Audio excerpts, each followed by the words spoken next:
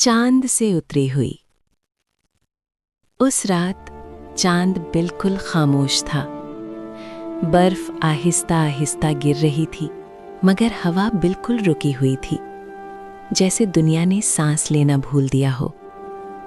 फिर अचानक आसमान के बीच एक नीली रोशनी चमकी।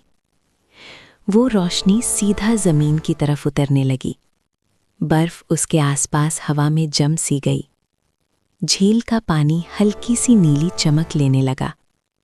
रोशनी धीरे धीरे इंसान की शक्ल बनने लगी। और फिर वो एक लड़की थी। सफ़ेद बाल, नीली आंखें, चेहरा इतना नर्म जैसे बर्फ ने खुद उसे जन्म दिया हो। उसने धीरे से आंखें खोली और उस लम्हे दुनिया शुरू हुई। वो झील के पास रहती थी। ना कोई घर, ना कोई साया, बस चांद और पानी। हर रात वो खामोशी से झील के किनारे खड़ी रहती, जैसे वो इस दुनिया का हिस्सा ना हो, सिर्फ मेहमान हो। एक दिन एक छोटा बच्चा उसे देख लेता है। वो लड़की पहली बार मुस्कुरा देती है और झील का पानी बर्फ के फूलों में बदल जाता है। उसकी मुस्कुराहट में जादू था। मगर हर कहानी में अंधेरा भी आता है। एक दिन झील का पानी धीरे धीरे काला होने लगा। नीली चमक कम होने लगी। उसकी रोशनी हल्की पड़ने लगी। वो चांद की तरफ देखती रहती, जैसे कुछ याद करने की कोशिश कर रही हो। और फिर उसे कुछ झलक नजर आती है। एक महल, एक रियासत और एक नाम, युए लिंग। वो सिर्फ एक रूह नहीं थी, वो एक रियासत की वारिस थी। उसका ताज धीरे धीरे कम चमकने लगा।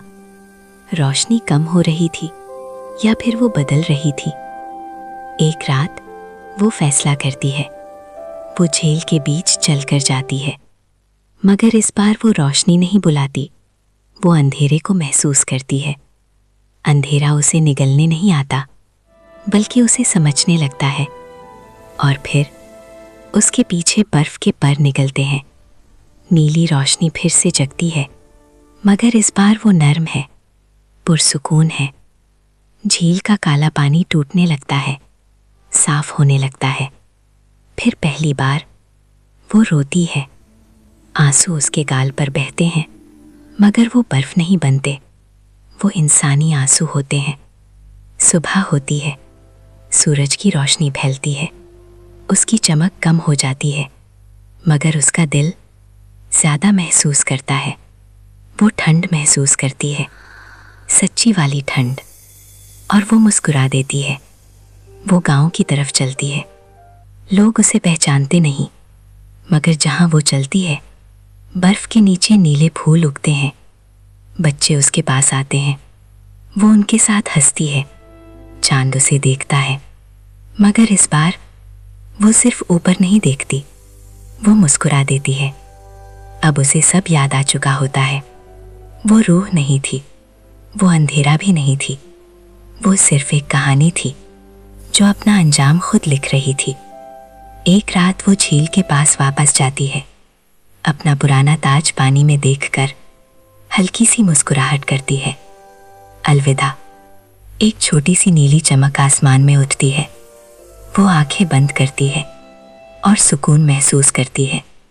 लोग कहते हैं, कभी कभी चांदनी रात में एक सफ़ेद बालों वाली लड़की झील के पास दिखाई देती है, मगर वो रूह नहीं, वो डर नहीं, वो अंधेरा नहीं, वो एक कहानी है। और कहानियाँ कभी मरती नहीं।